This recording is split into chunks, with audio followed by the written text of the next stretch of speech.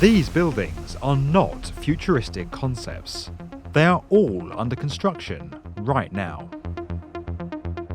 While the idea of linking buildings to create a unified structure is nothing new, as our cities become ever more densely populated, and as the scale and complexity of structures continues to increase, architects and engineers are taking the concept of skybridges to new heights. When engineering breakthroughs and the Industrial Revolution began to drive our cities skyward, many began to envisage a future where vast networks of elevated walkways would aid citizen movement above street level.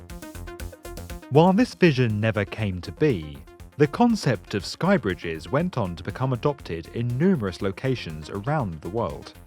primarily as pedestrian links in shopping malls, public transportation networks, or as protection from the elements in places with extreme climates, such as Dubai or Calgary.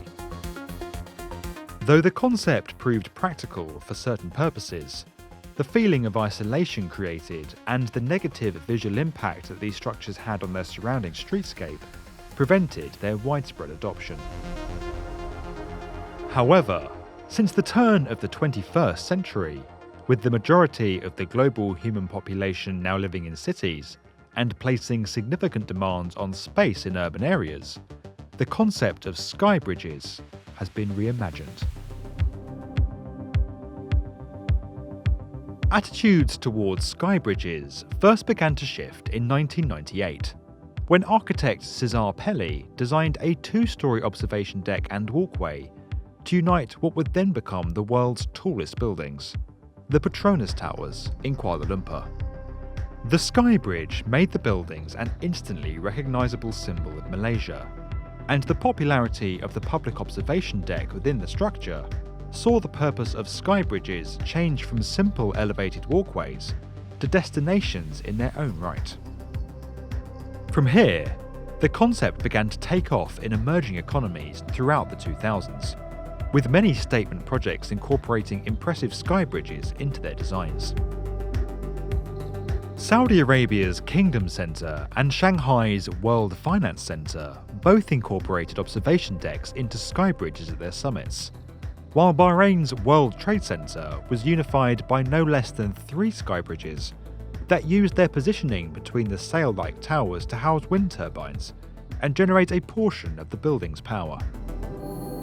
The design of China's Linked Hybrid, a multi-use development in Beijing, uses 8 skybridges to unify the complex and create a series of public and private spaces, where occupants can share the resources of other buildings, while fostering a pedestrian-orientated environment. While skybridges had evolved from simple walkways to striking features, it was the Marina Bay Sands Hotel in Singapore, designed by Moshe Safdie, that largely rewrote the rulebook and fundamentally changed the way we see skybridges today. The Marina Bay Sands scheme took the skybridge concept to a completely new level, connecting 3 207-metre towers with a 340-metre long sky park. By unifying the resort in this way, Safdie created 12,000 square metres of uninterrupted space that offered guests a chance to circulate and enjoy the resort's amenities against a backdrop of breathtaking city views, views that would otherwise only have been afforded to those in the highest suites. While construction of the Sky Park presented a significant engineering challenge and ultimately resulted in the resort becoming one of the world's most expensive skyscrapers, the space it brought to the development broke new ground and led to the practice of incorporating fully functioning sky floors into several skyscrapers around the world. Returning to enclosed examples, China's CMG headquarters, formerly the CCTV headquarters in Beijing, connects its 2 towers from the 37th story upwards, vastly increasing the amount of lettable floor area within the structure, while creating room for green spaces and an open plaza at street level. Meanwhile, in New York, The American copper buildings are connected by a double-floor skybridge that offers residents of the two towers a range of amenities, including pools, a gym, and a residence lounge.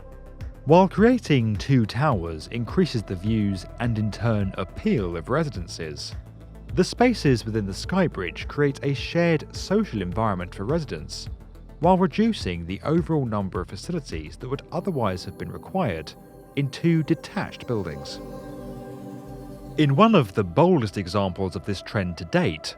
Raffles City in Chongqing, China, sees 4 of the development's 8 towers united by a 300-metre long, 26-metre high enclosed linear park named the Crystal. Again designed by Safdie, the space offers a number of amenities, from pools and restaurants to landscaped gardens. Far from being restricted to Asia, complex skybridges are now being incorporated into an array of developments around the world. The upper third of the ARC, which recently topped out in Vancouver,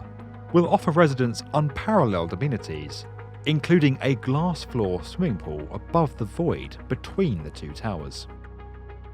2019 will also see the completion of Dubai's Address Skyview Hotel and Residential Towers, which are united by a multi-storey skybridge offering guests and residents an array of amenities.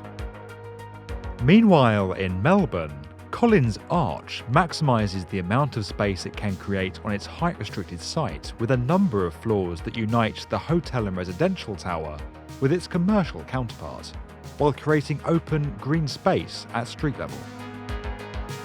Just a short distance away, work has now commenced on the Sapphire by the Gardens and Shangri-La Hotel development, which is set to be united by a 2-storey sky lobby for shared use between the two towers. In London, 2 of the residential towers at Embassy Gardens in the city's Nine Elms district will be linked by an impressive sky pool. With advancements in construction methods and materials, and with innovations like horizontal elevators being trialled, the future of skybridges seems to know no limits.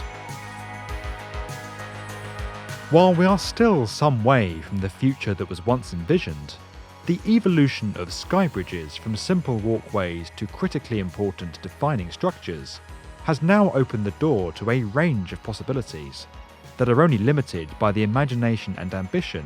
of engineers and developers. If you enjoyed this video and would like to get more from the definitive video channel for construction, subscribe to the B1M.